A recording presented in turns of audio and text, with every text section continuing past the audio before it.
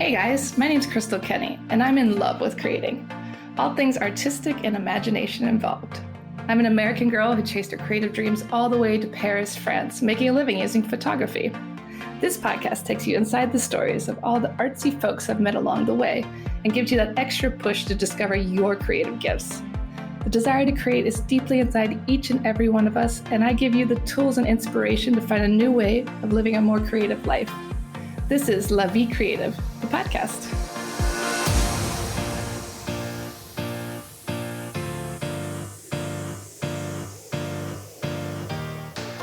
My guest today is an international best-selling author and a rapper. Please welcome to the show, Rhonda Findling. So welcome to the show, Rhonda. I know from reading all your history that you are a very creative person, and obviously Paris has influenced you in many ways. Thanks so much for chatting with me today. Oh, well, thank you so much for having me on your show. I'm so happy to have you here. We were just chatting a little bit before I hit the record button about how you live like an expat when you come to Paris. Can you talk a little bit about that? Well, when I come to Paris, I go to the open mics, the spoken word open mics, and I go to any writers groups that are available. So during the day, I'll sit at the cafes and I'll write and I'll work on a project, and then I'll go to the open mics and perform the projects and the writers groups and continue to process a workshop or edit anything that I'm working on. So I live as if I'm living there and just, meeting all new people or meeting up with people that I know from the past. That's so nice. And when you join these writers groups, can you talk about some of your favorite ones in Paris and how they work?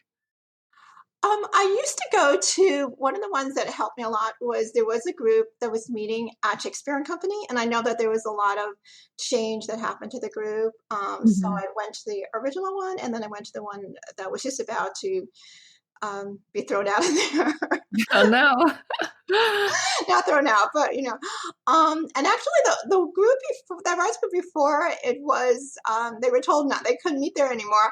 Actually, I was working on this last spoken word piece that I made a music video of, Bringing Back Paris. Mm-hmm. I did a lot of work in that group. I'm very grateful to that group. And then the original group, I worked on my memoir that I worked on a lot when I used to go to Paris. That's so cool. So how do these groups help you? Do you bounce ideas off of them? Do you just sit together and make sure you show up to write at the same time? What does a writer's group do? People, you would be in the group, you bring your writing into the group. So you'd be doing your writing outside of the group, and then you go to the group and then you read and you give copies to everybody and people give you feedback. It goes a little bit brutal. The group from later on, they were a little brutal with me. They can be a little critical, but it's to help your work, right? No, I did a great job. I mean, I can, I think I've sent it to you. I'm really proud of that spoken word piece that I made. And I live here in Atlanta, and, it's the rapping mecca here. So I sort of made it into a rap song with a music video and everything. So cool. And talk a little bit about that. I saw the rapping video. It's so fun. I see you're hanging out with famous rappers. I think I saw Cardi B's husband or something. Oh, yeah.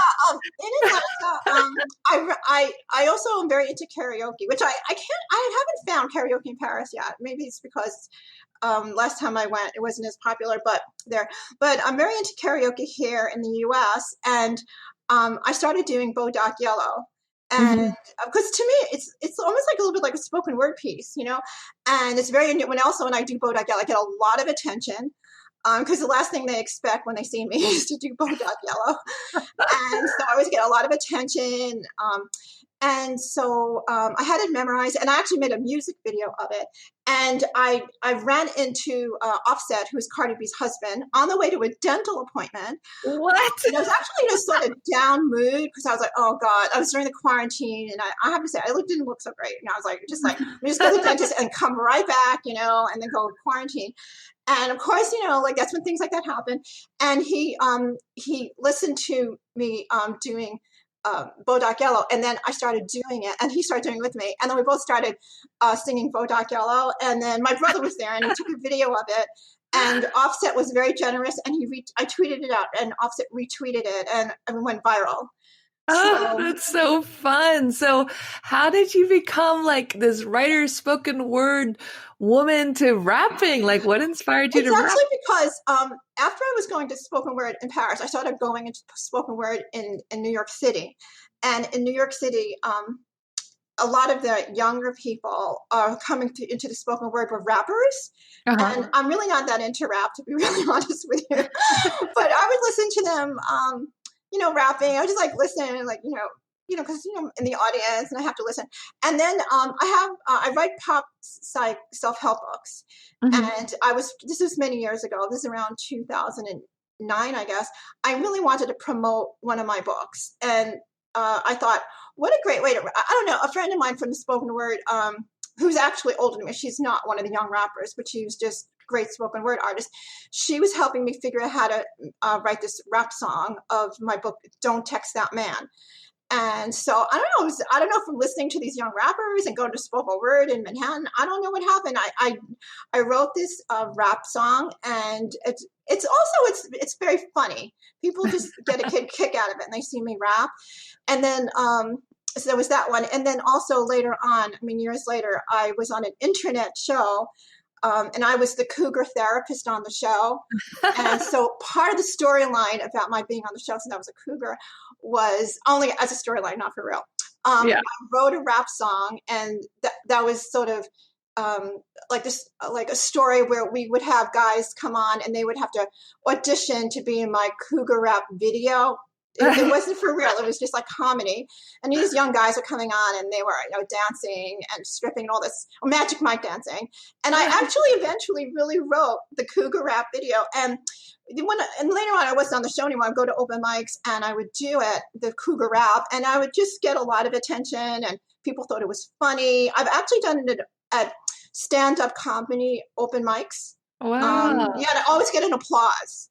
I'll do maybe a few lines to lead into it, and they're like, no, listening. But then when I do the cougar rap, I always get an applause. So I think that's so funny. You seem like someone who's super confident. Like, where does all this confidence come from?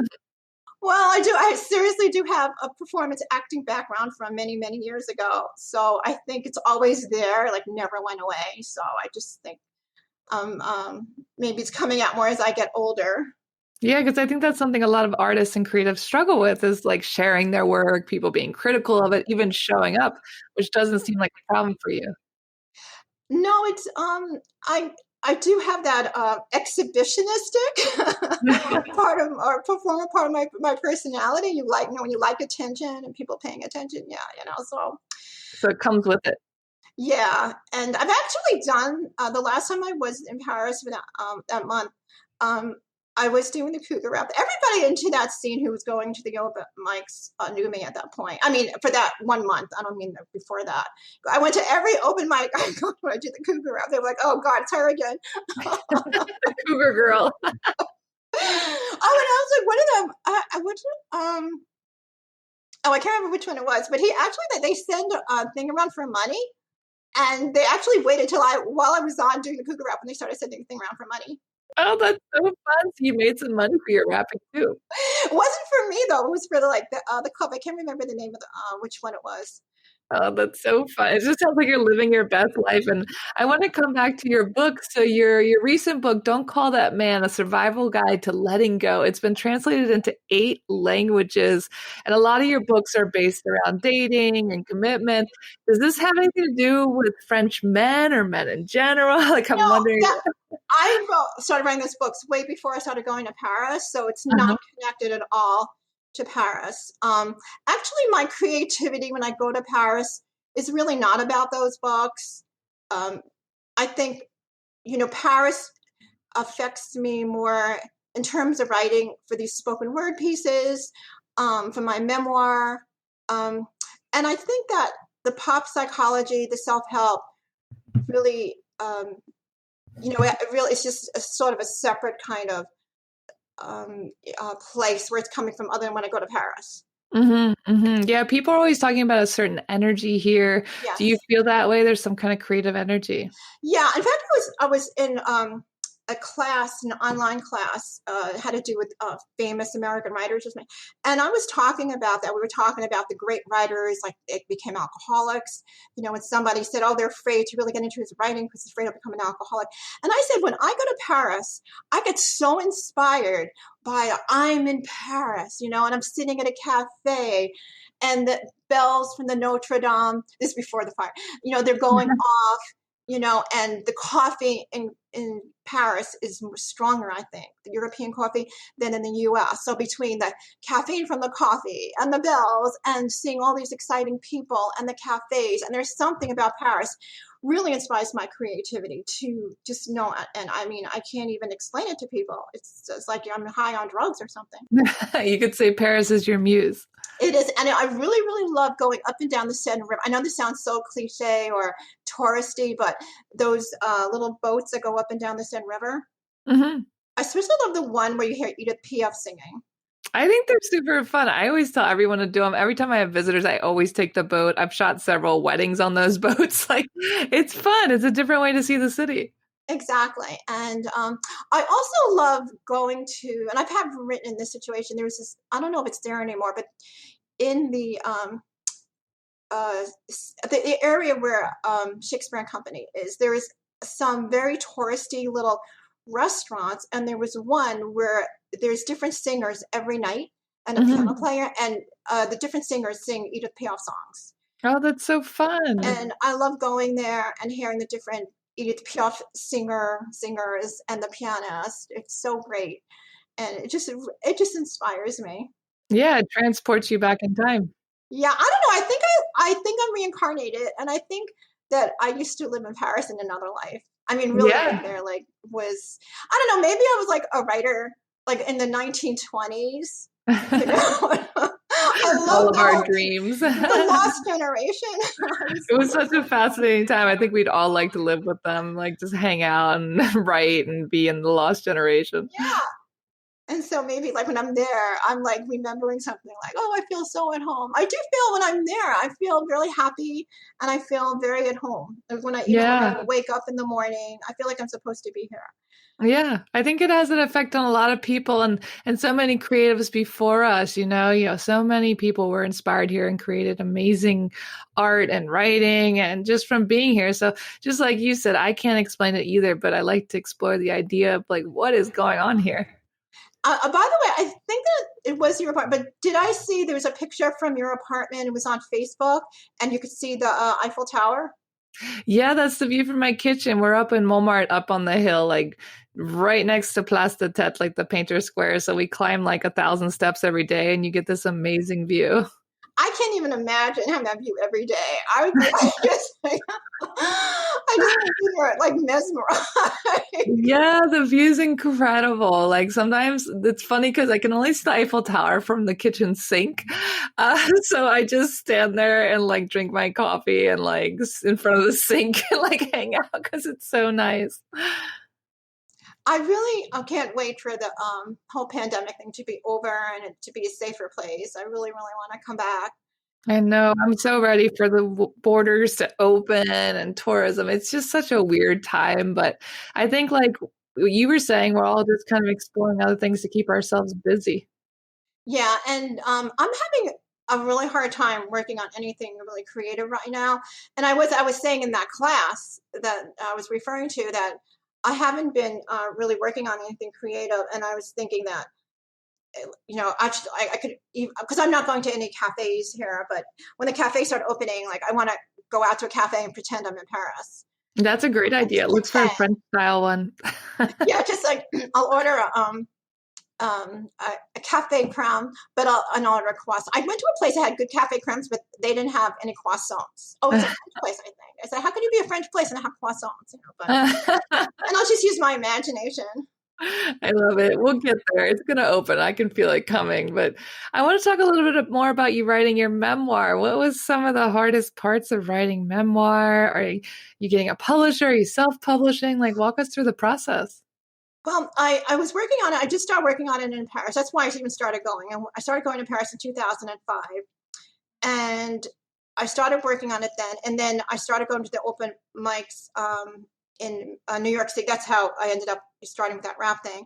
And I would just, work on a chapter like every week and go to the open mic in the city. And then it's just like such a long process. So I self-published it. And I have to let me just start out by saying I am published by major publishing houses for my pop psychology books, but the agent who represented me for that, they're not interested in, I have also a novel and my memoir. They just, a lot of agents nothing negative about my agent, but they just don't think unless you're Cardi B, or somebody super famous, they don't think people are going to buy it.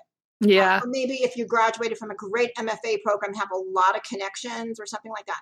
So it's very, very hard to get an agent and to get a publisher for a memoir unless you're extremely famous. I mean, I'm sure people do it, but it's very difficult.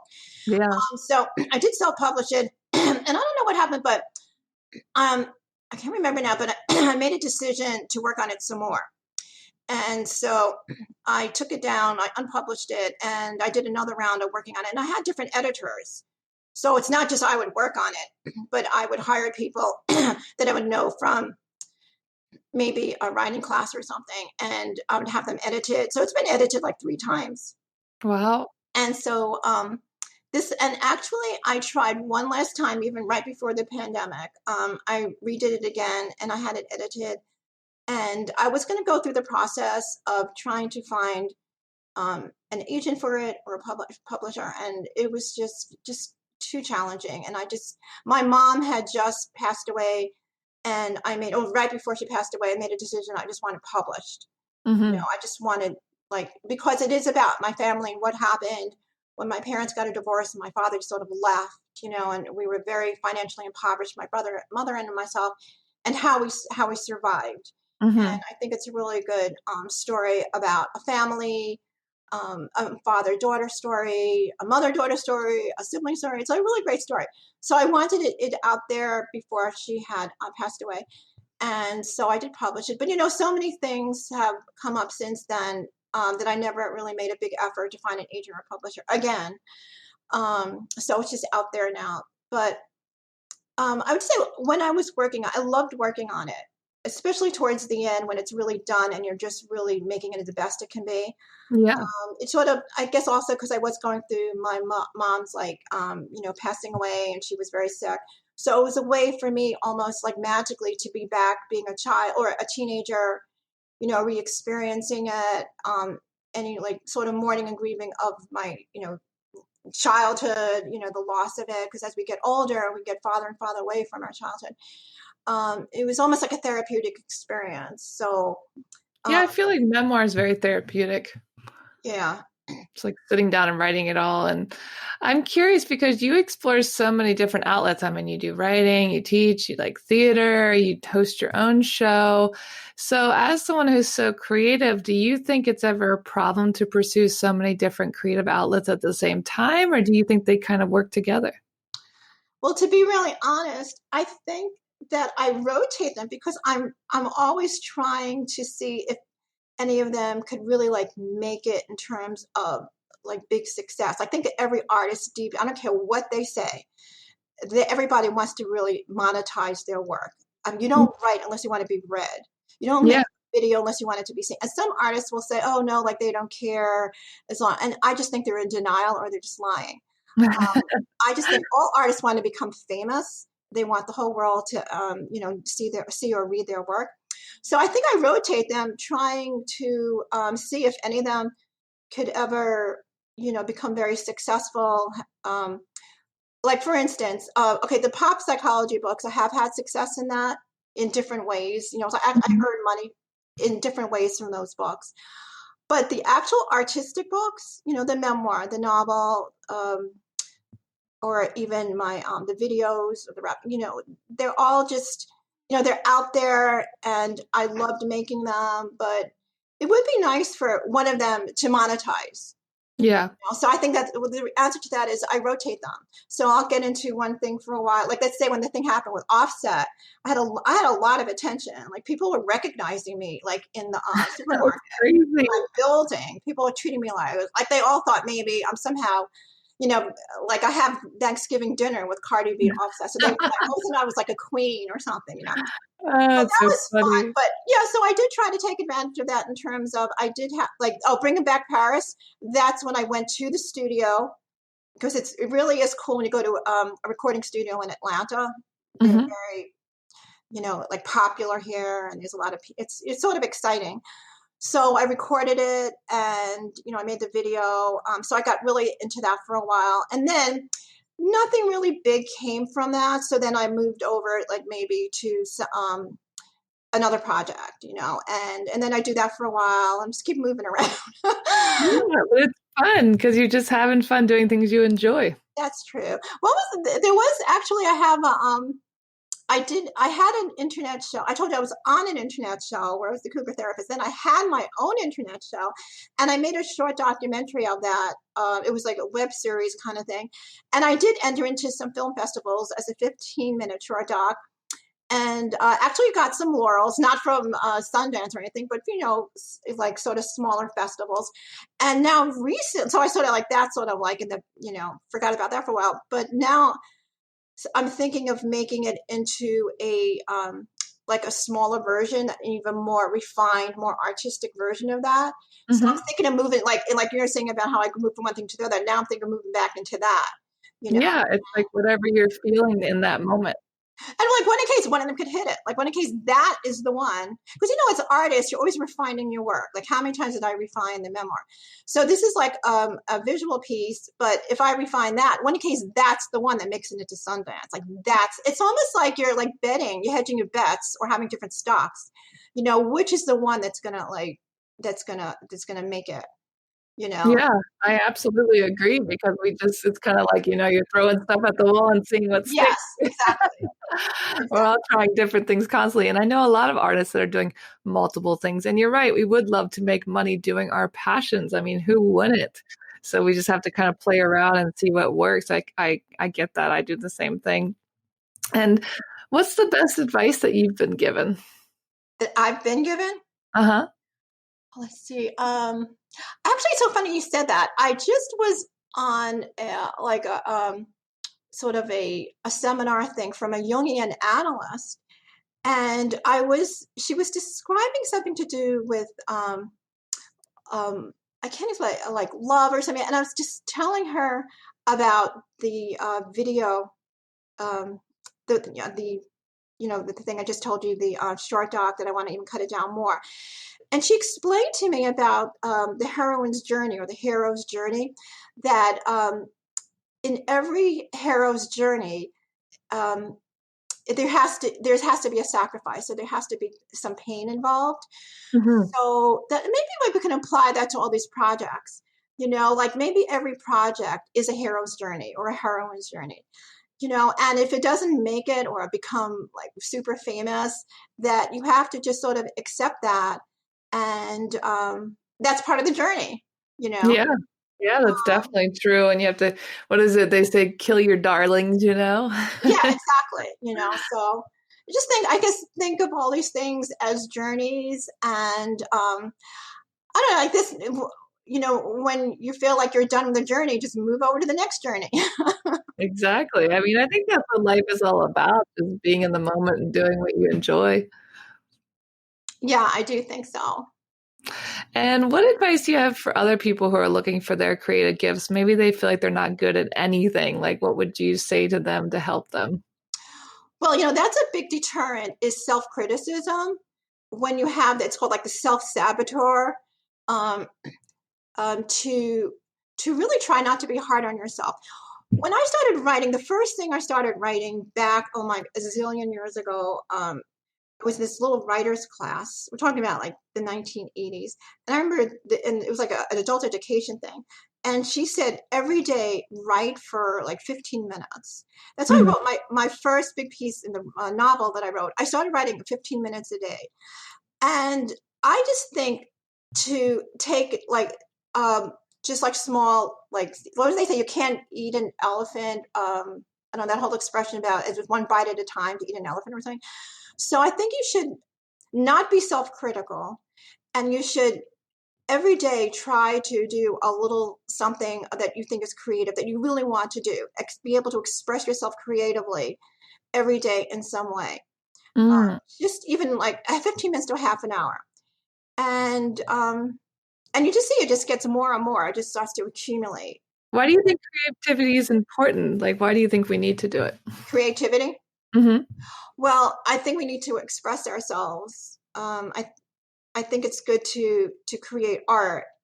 Um, I think that, especially what's going on now, that if you have your, it's like a sign. I think it's a sign of it's a healthy, functional part of being a human being. It's what Mm-hmm. makes us more like evolved, I guess, than anybody. Like what makes you. It's like humanity is to be Yeah. able to express ourselves. So being creative is just expressing yourselves. By the way, creativity can also come out just in how you put your makeup on, if you wear jewelry, how you put your clothes on, how you organize your apartment or your house. I mean, it's not necessarily just writing a book or a poem. Yeah. You know? I mean, how would you define creativity? Just like that, being creative, just like everything that you do that displays you and your artisticness or your whatever is something about you that you're literally just creative. And I think of all the people in my life, they may not necessarily be writing or painting or something, but they could be. Like my brother, he's a lawyer, but you know what? He has to say closing arguments, in a trial. I mean, Yeah. how you have to be creative to create a defense against somebody. Yeah, it's true. And or I'm just thinking of people in my life, like my sister-in-law. She like got my apartment when I moved here. I got my apartment ready for me to move here, and it was all beautifully put together. Now that's like an act of creation. How that Mm-hmm. apartment was put together. So I'm just talking about my daily life, of people around me. I see them being creative, and they may not be writing a novel, or writing a rap song, but they're creative. Mm-hmm. Yeah, they're finding ways to sneak it in. It's like unavoidable. Yeah, you're doing the podcast, an act of creativity. You know, Yeah, we're always looking for ways to express ourselves and connect, basically. I'm sort of jealous. I remember having that video. I had a video podcast though. That was a great time. I love doing that. Have you thought about going video? Yeah, a lot of people say video is the way to go. I mean, I'd consider it, but I feel like a lot of guests get uncomfortable on video too, and Yeah, I feel like that's they're true. more candid when they're not on video. It's so true. And the little piece that I have a therapist that were giving, because the video that I was telling you about, that I'm going to make a 5-minute piece out of. It was about me. It was about a relationship that I had. It was a romantic relationship, and it plays out on webcams. And I had two therapists who gave me advice in this piece, and like they're not, you can't even see them. They only did the audio. The Yeah. therapist felt a little bit uncomfortable. They had a hard time getting on video and all that. So you just hear the therapist, but you don't actually see them. So I agree with you. When I had the video podcast, there was a lot of feelings about camming up. I have to agree with you. And also Yeah. people do like maybe downloading it when they're driving a car or something, just want to hear the Yeah, audio. I think most people are listening to podcasts on their commute or when I know I used to listen to a lot of podcasts when I was editing photos, when you're kind of doing like brainless work, it's just nice to tune out and listen to a Exactly. show. And what are some of the resources that have really helped you along your creative journey? Well, obviously, I can't do anything now, but I love I started again in Atlanta. I love going to open mics. I guess because we talked about it, I like performing and hearing people's feedback. Um, um, I love watching something good on, net. Like some of the TV shows now are so great. Yeah. That things are being streamed. They're so high quality. So I love, I don't even want to call them TV shows. They're not even TV, or I guess, but they're streamed through TV. I love watching things that stimulate me because they're just so creative and they're so interesting. That inspires me. Um, we're just interesting people. I hate to say this, it sounds so cliche, but sometimes a relationship or like love or not working out does inspire me. That Bringing Back Paris, and the video was based on or not based, but it was inspired by a love relationship, but it didn't work Mhm. out. So the Yeah. love, like the love and the not working out much together. Um, inspired that. Yeah, I think that we learned that from Adele and Taylor Swift, right? We're like, keep breaking their hearts. They write great music. And I'm like, I'm pretty sure he's this particular man must have seen him, but it's like he's an artist also, and he also is very creative. So I guess he knows that that he was what happened inspired me. So it doesn't bother him, like whatever. Yeah. If you get involved with an artist, you're grist for the mill. You're in trouble. I had one guy I was friends with, this is back many years ago, and he told me, he said, we were just friends, he goes, I'm not going to get involved because I know I'm going to end up in one of your books. I just can't, Rhonda. I'm attracted, but I can't do it. That's so funny. They should be honored to be in your books. So I don't want to end up, I'm not going to be like a victim. No, I'm just kidding. So you stayed away. No, but I think that like creativity obviously is tied to emotion. And anytime we get any kind of large emotions, it's easier to create. I think like right now, there's nothing going on. I'm not having a great love affair right now. So you need a love affair. Get on the Tinder. I know. I'm gonna have to do something. I really need to go to Paris. I need to because it's like nothing is happening creativity wise. This could be the end. You're having no emotions. And that's a great note to end on. So where can people connect with you online and learn more about your work and buy your books? They could just go to my website, rhondafindling.com. That's RHONDAFINDLING.com. And from there, you can go on my YouTube. I have a YouTube channel, and they could see my different videos. My books are on there. My memoir. Perfect. I'll add all that in the show notes, too. Okay, great. Thank you so much, Rhonda, for sharing your creativity with us, and we can't wait to see you back in Paris. Yes, thank you so much. I really do feel like it's an honor to be on your podcast. I really mean it. Now, like one of the people from like the whole Paris, I'm a little bit like the 1920s, a little bit, except it's the 2020s. Well, I'm honored that you think so highly of it. Thank you so much. Thanks so much for tuning in to La Vie Creative. You can find more information on MissParisPhoto.com. And if you enjoyed this show, please feel free to share and spread the word for all my creative guests. We have the power to help them to keep doing what they love. See you next time.